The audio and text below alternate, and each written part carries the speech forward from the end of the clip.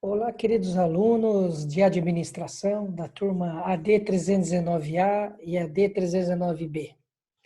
Estou hoje gravando essa videoaula.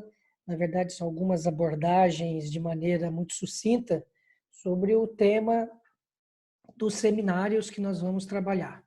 E o primeiro seminário que nós vamos tratar, o primeiro tema, vai ser sobre a origem do mercado e da economia.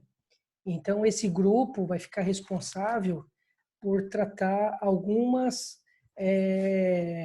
nuances, né? Algumas sutilezas do que envolve, na verdade, esse tema, o que origina o mercado, como que ele se desenvolveu e a economia em si, como que ela rege, desde quando começou até nos dias atuais.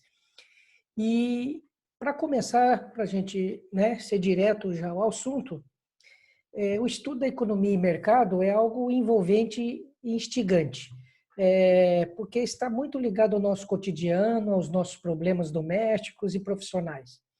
Por isso, quero que o aluno fique assim, bem tranquilo, pois para compreender economia e mercado não há segredos e nem fórmula mágica. Basta apenas que o aluno se coloque em atitude de disposição, curiosidade, determinação e interesse. Dentro dos temas que eu coloquei para ser discutido pelos alunos que vão apresentar o seminário, eu já vou direto na origem, perguntando, por exemplo, no que se refere a mercado, o que é o mercado? Então, no ponto de vista da economia formal, o mercado é o lugar onde se efetua a troca, pois esses dois elementos são inseparáveis. A vida econômica se reduz a atos de troca realizados por meio de pechinchar ou negociar no mercado. Assim, a troca é a relação econômica e o mercado é a instituição econômica. Ou seja, comercialização, o comércio, compreende o que, por exemplo? O conjunto de todas as atividades na transferência de bens e serviços, desde o ponto, né, de produção inicial até que eles atinjam o consumidor final. E da onde que se originou o mercado, né? Que tem várias teorias, tem vários enfoques, e vou colocar aqui de maneira simples para que a gente compreenda, né, que a origem do mercado, antes de o sistema financeiro ter a forma que tem hoje, que a gente conhece, os indivíduos, né, faziam a troca direta de bens. No entanto, este método apresentava uma série de problemas relacionados com a dificuldade de acordos entre os indivíduos quanto a trocas dos bens e por serem, na verdade, muito perecíveis.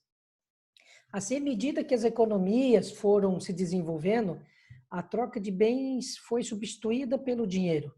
Primeiro na forma de prata e ouro e depois, né, conhecido como hoje o papel moeda. Pode-se considerar produtos considerados também valiosos, como já foi falado, metais, pedras preciosas, tudo isso valia como forma de moeda. Pode-se considerar também o comércio, né, o início da origem do comércio ou do mercado,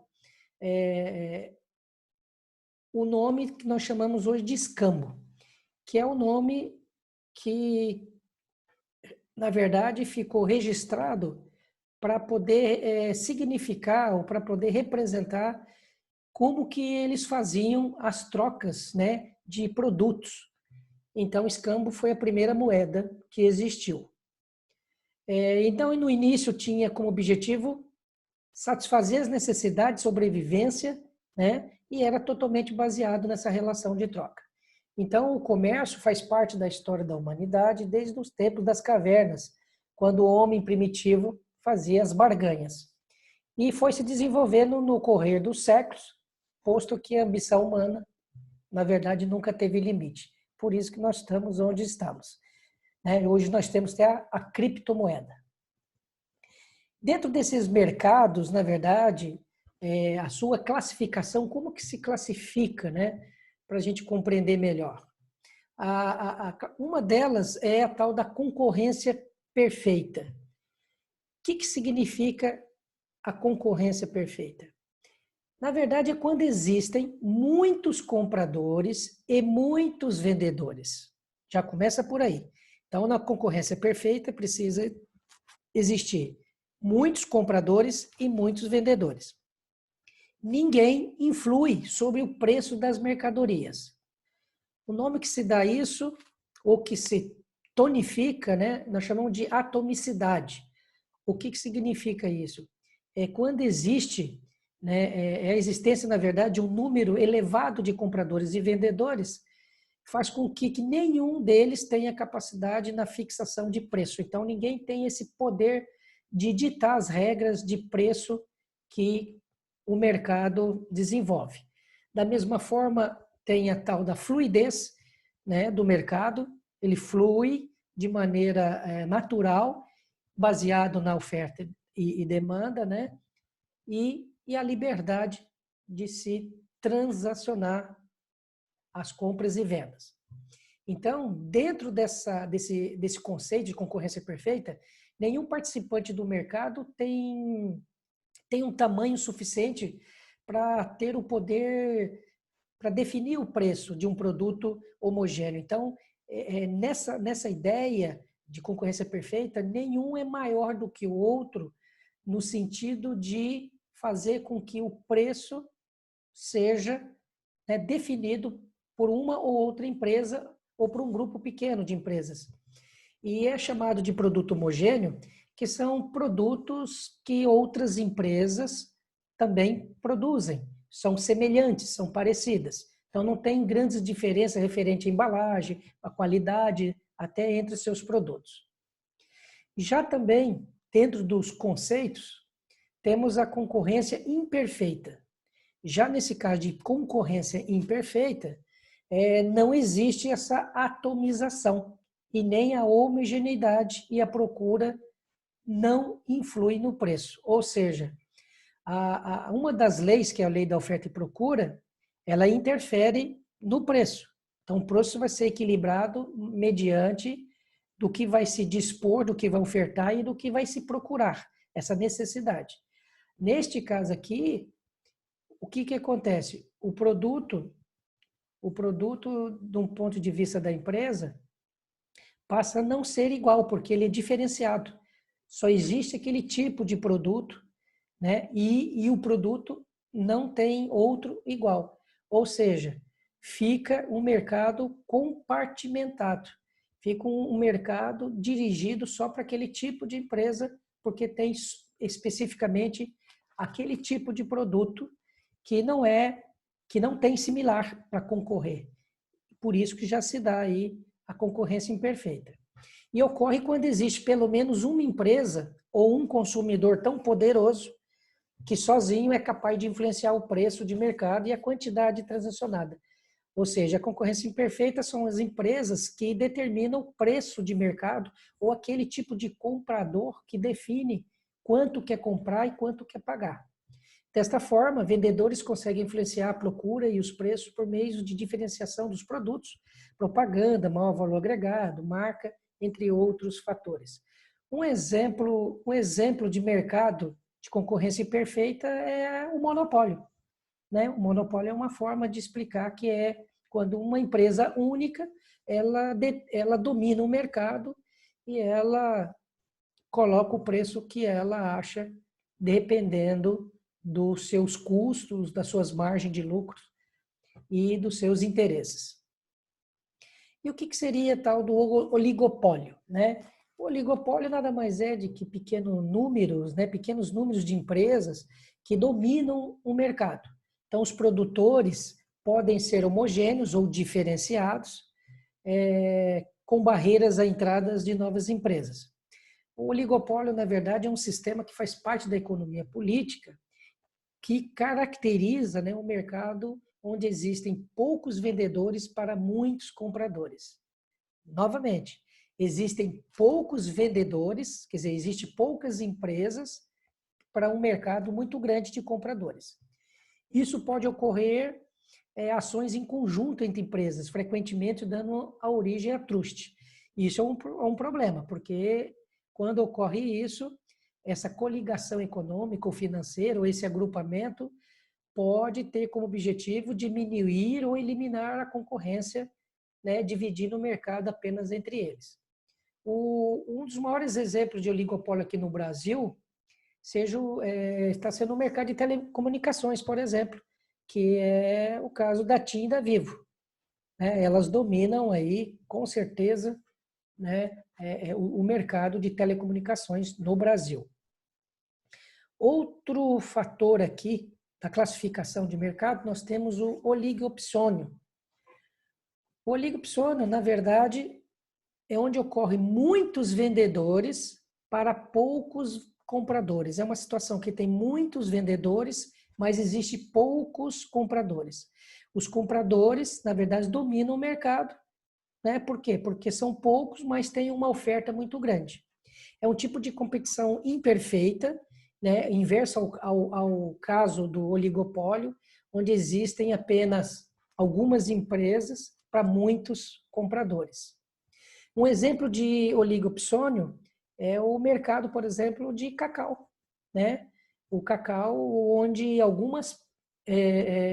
apenas 3 firmas grandes, né, que nós conhecemos, como a Cargill, a Archer, a Midland, e tem outras como a Callebaut, são compradores do cacau.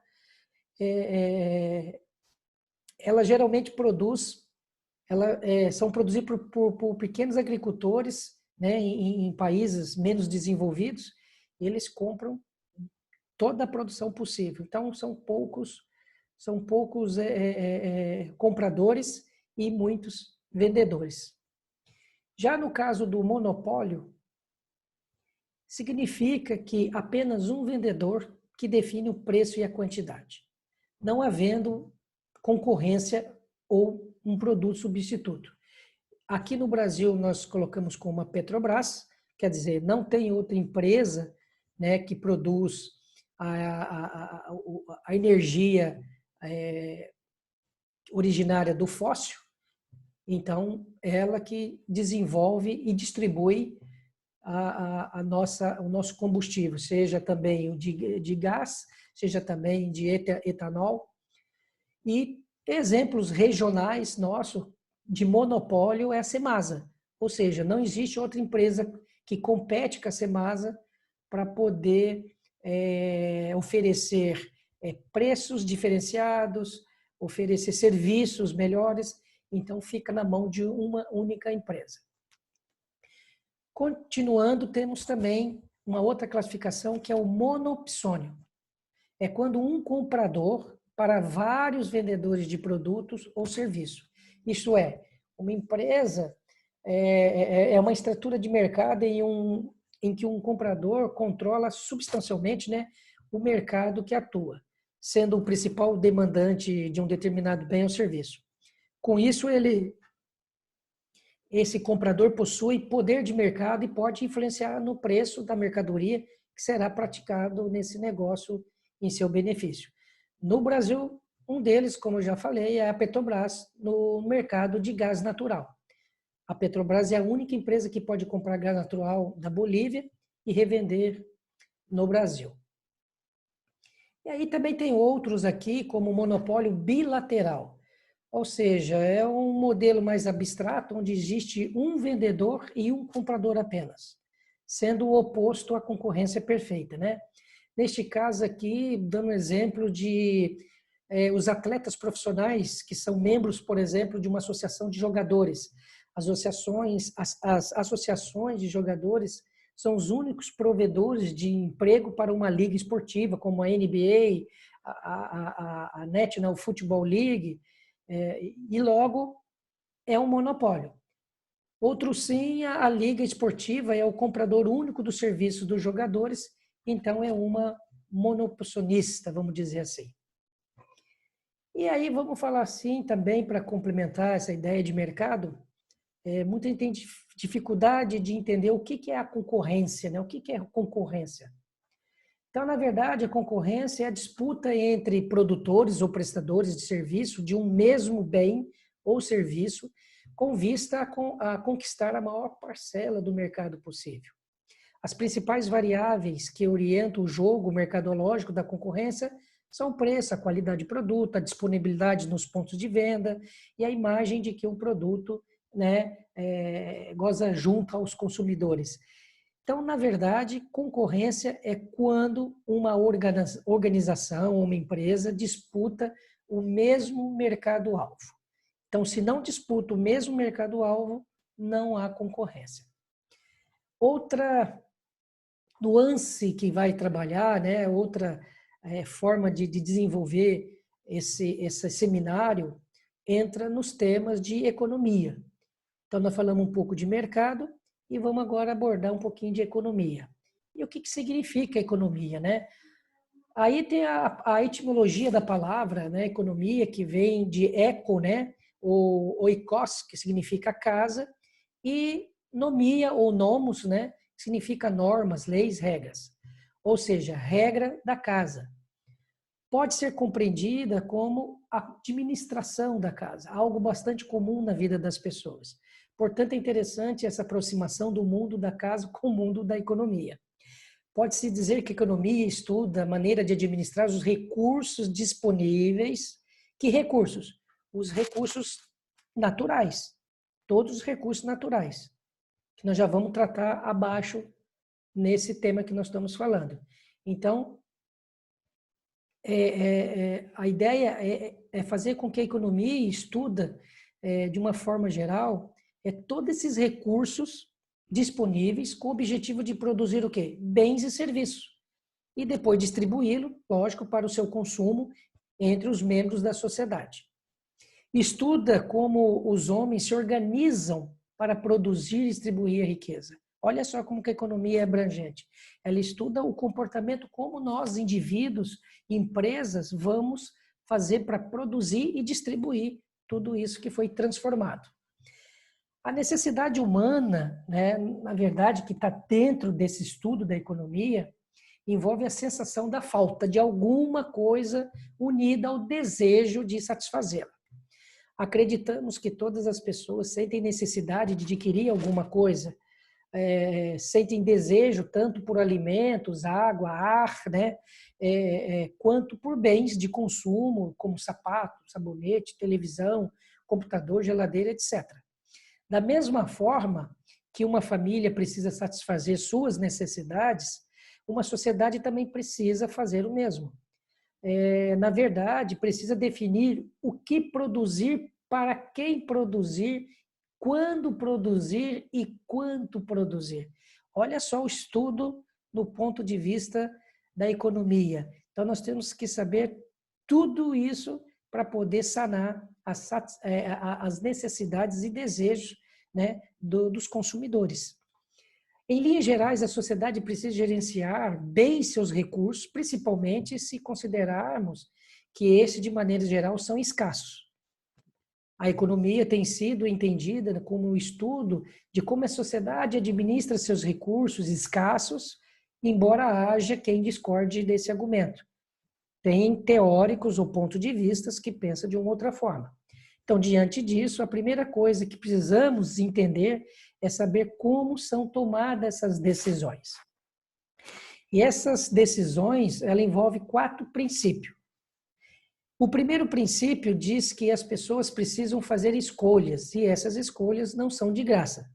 Elas precisam ser feitas tendo em vista que os recursos são escassos. Não é possível atender a todas as necessidades de maneira ilimitada. Portanto, a sociedade precisa fazer suas escolhas, assim como os indivíduos. Isso é, existe um trade-off, que significa exatamente escolher que caminho nós vamos tomar referente às nossas necessidades e desejos. O segundo tópico, né, que seria a segunda tomada de decisão, é o custo real de alguma coisa. É o que o indivíduo deve despender, arrancar do bolso, né, quanto vai me custar para adquiri-la. Ou seja, o custo de um produto ou serviço que se refere àquilo que nós tivemos que desistir para conseguir compensar com outra coisa. Já o terceiro ponto trata de pessoas que são consideradas racionais e, por isso, elas pensam, né, nos pequenos ajustes incrementais de todas as suas decisões. nos ganhos adquiridos em função dos ajustes incrementais de todas as suas decisões, nos ganhos adquiridos em função das suas escolhas. Isso significa que as pessoas, empresas, podem melhorar seu processo de decisão pensando na margem.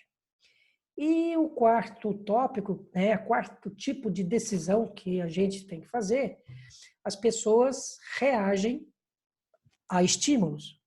Como elas tomam decisões, levando em conta os benefícios e os seus custos, qualquer alteração nessas variáveis pode alterar o comportamento da sua decisão. Assim, o mínimo incentivo que ocorra pode alterar a conduta do tomador de decisões. Nota-se que os formuladores de políticas públicas fazem bastante esse tipo de princípio. Vou tomar uma aguinha aqui que...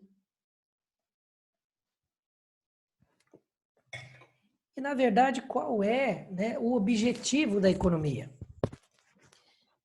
O que ela quer alcançar? Então, na verdade, um dos alcances é explicar o que possibilita a economia mundial e suas diversas partes funcionarem do jeito que fazem hoje. Então, quanto mais aprendemos e analisarmos a respeito das relações e do comportamento econômico moderno, mais capacidades tem da gente direcionar as nossas energias para a produção de bens, serviços que venham a proporcionar maior nível de satisfação para toda a sociedade. Uma delas, dos objetivos, é tentar descobrir por que os eventos econômicos ocorrem de uma determinada forma, analisar fatos econômicos confiáveis para tentar estabelecer relações de causa e efeito mais ou menos plausíveis, apresentar teorias econômicas formais e também construir modelos econômicos. Esses são alguns objetivos da economia. E a economia, na verdade, ela teve a sua origem, a sua evolução, ela se desenvolveu como ciência, na verdade, no decorrer dos últimos 500 anos, coincidindo com o desenvolvimento das práticas comerciais e com a criação dos estados, nações. A economia convencional, que a gente conhece hoje, ela nasceu por volta de 1870, que vai até os dias atuais. E o ponto de partida está de um precursor chamado Adam Smith, lá em 1776, onde até ele desenvolveu uma obra que chama Riqueza das Nações. E esse estudioso, ele coloca o princípio do capitalismo, do liberalismo econômico. Um outro precursor da economia, logo em 1818 até 1883, foi Karl Marx. Ele é um alemão que estudou bastante o capitalismo e nesse estudo do capitalismo ele apresentou muitas contradições desse sistema e que inevitavelmente ele desenvolveu teorias que poderia ser substituído por um pensamento socialista. E outro precursor muito famoso, importante, é John Keynes. Ele é considerado, na verdade, um reformista do sistema capitalista e ele é frequentemente citado como um dos maiores economistas do século XX. Então, ele tem vários dogmas, e um deles, por exemplo, é a orientação pela demanda, a instabilidade na economia e a intervenção governamental. E a economia, quando você começa a aprofundar, você entra em dois eixos, na verdade, para o estudo, que seria a macro e a microeconomia. A macro é o ramo da economia que estuda o comportamento de toda a economia. Ela é de maneira abrangente, geral, ou seja, nacional e internacional. Trata do comportamento de variáveis agregadas, como, por exemplo, o comportamento no tempo, produto interno bruto, que é o PIB, a inflação, o desemprego, a taxa de câmbio, taxa de juros, então, e inflação. Então, são algumas, né, dos estudos das variáveis agregadas que fazem com que se olhe de uma maneira geral, né? É uma maneira mais abrangente. E isso difere da microeconomia, que na verdade é o ramo que estuda, na verdade, o comportamento de um consumidor individual, ou de uma empresa ou de uma família. São variáveis econômicas individuais. Abrangem questões como produto individual, a demanda, a oferta, preços de produto, preços de fatores, salário.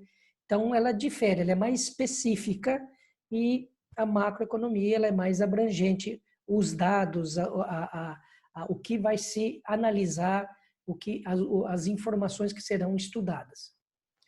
E a economia, para a gente entender, ela teve alguns fatos na história, e um dos fatos importantes para quem vai explicar esse seminário é o que foi a crise de 1929 nos Estados Unidos. Para fazer uma pequena análise dessa etapa, dessa crise, começou primeiro com uma euforia, com o desenvolvimento da economia, né? Então, surgiu esse termo da euforia para se referir ao estilo de vida dos americanos, né? Baseado na aquisição de bens de consumo duráveis. Então, eles começaram a desenvolver, a crescer, baseado nessa questão de compra, do consumo. Para isso, lógico, houve uma contrapartida, né, dos bancos que ampliaram, né, o crédito. Isso houve o aumento do consumo, houve surgimento de novas empresas, houve o aumento da produção, né, e aumento também nos investimentos nas bolsas de valores, que é uma especulação financeira. Ou seja, o que aconteceu, o que veio acontecendo logo depois? Começaram as mercadorias ficarem estagnadas. Houve uma crise de superprodução. Então, produziu mais do que a demanda necessitava. Então, não havia uma demanda tão grande, mas houve uma grande oferta, uma grande produção. Com isso, houve uma desvalorização das empresas. Grande fluxo de venda de ações, começaram as pessoas a ficarem com medo, começaram a ver que as empresas começaram a quebrar ou a estagnar e começaram a ter essas vendas de ações antes que pudessem piorar. Com isso, houve a quebra da Bolsa de Nova York, a Bolsa de Valores.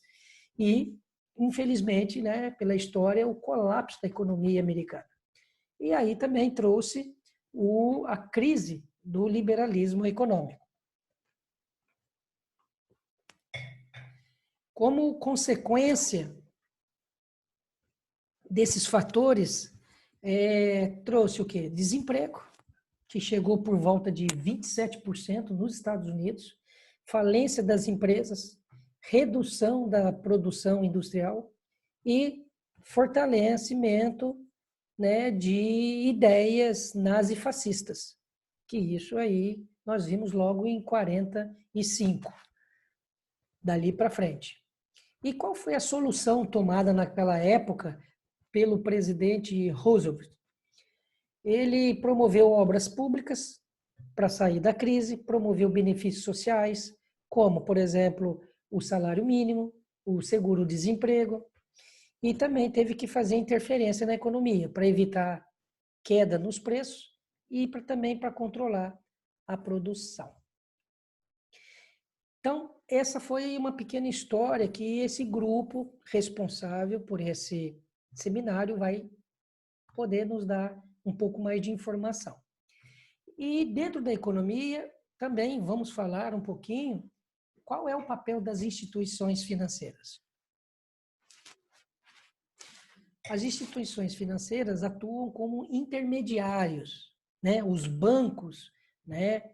As empresas de instituições, como instituição financeira, ela atua como um intermediário. O que significa isso? Eles permitem a transferência das poupanças dos agentes poupadores para que os agentes econômicos que precisam de recursos para financiar os seus investimentos. Ou seja, tem gente que tem muito dinheiro e quer guardar no banco e quer poupar. E ele vai ser remunerado por isso. Ao mesmo tempo que tem esses agentes que têm muito dinheiro e querem poupar, guardar esse dinheiro, tem, por outro lado, agentes que precisam emprestar dinheiro para investimentos ou para suas necessidades. Então, o banco faz esse intermédio. Eu capto dinheiro de um lado, para quem tem dinheiro sobrando, e vou emprestar para quem não tem, né? Ou seja, não tem um volume de capital para que precisa resolver. O nome que nós damos a isso, essa margem, é um termo em inglês chamado spread, que define a margem bruta de lucro das transações. Então, spread nada mais é do que a diferença entre o preço de compra e o preço de venda de uma ação, de um título ou operação pecuniária, como nós estamos dando exemplo. Então, um dos papéis da instituição financeira, como eu já disse, é ser um intermediário, como também ela tem outros papéis, como, por exemplo, cuidar de gestão de risco e fornecimento de produtos, né, e serviços personalizados. Outro tema que vai ser tratado dentro da economia vai ser a lei da escassez. Essa lei da escassez, que é uma das leis, né, da economia, ela caracteriza a situação normal da sociedade onde os recursos, quais recursos? Do setor primário, que é o vegetal, mineral e animal, que são limitados para satisfazer sua demanda por bens e serviços. Ou seja, a lei da escassez, ela coloca para a gente que o valor de tudo na vida, de tudo, inclusive o nosso valor de mercado, o nosso valor profissional, ele se dá pela sua raridade. Então, o valor das coisas não se dá pela sua importância. Então, quanto mais escasso um produto e há uma demanda grande por esse recurso, o valor dele tende a crescer. Então, até oriento as pessoas que querem ficar ricas que procurem meter-se com a escassez. Procurem algo que pouca gente domina e que muita gente precisa, porque aí o seu valor de mercado vai subir muito. E dentro dessas questões de produção econômica, como que age, né? O que são os agentes econômicos? A gente fala um monte de terminologias, o que são os agentes? Então, agente pode ser, por exemplo, empresas, família, instituição financeira, o próprio governo, o comércio internacional. Isso são os agentes econômicos. Outras terminologias que a gente trabalha dentro da economia são os fatores de produção. Então, os fatores de produção basicamente são 3, né? Como terra, capital e trabalho. Terra seria a matéria-prima, os estoques, capital seria os investimentos, a propriedade intelectual, e o trabalho seria o capital humano, né? O capital intelectual. Então, esses são os fatores de produção que precisa para movimentar toda a nossa economia. Tipo de remuneração dos fatores, né? Então, nós temos alguns tipos como locação, salário, juro, lucro, royalty, né? Royalty, na verdade, é uma compensação ou parte do lucro paga ao detentor de um direito qualquer, de uma patente, de uma concessão. Então, os royalties, né? Que é o direito de alguém, que é a propriedade de alguém. Então, ele tem um lucro sobre isso por ser detentor, né? Por ser o responsável pelo desenvolvimento, pela criação, pela ideia. E como eu já disse anteriormente, os setores econômicos que possuem a economia, até então são 3, começando pelo setor primário, que é a agricultura, a pecuária, o extrativismo, a caça, a pesca, a mineração. Já o setor secundário, ele se dá pelo setor de transformação. Ele vai transformar matéria-prima em material acabado ou semi-acabado. Então, esse setor secundário, ele é constituído, por exemplo, pela construção civil, a indústria aeroespacial, aeronaves, alimentos, automóveis, tecnologia naval, uma série de indústrias. Também temos dentro desses temas os tipos de bens. Aí tem bens quanto à sua raridade, quanto à sua utilidade, quanto à sua demanda, e isso vai fazer com que os alunos desse seminário fiquem responsáveis por aprofundar e trazer para a gente, né, as informações, os exemplos, como isso, no dia a dia, para nós compreendermos melhor, isso funciona.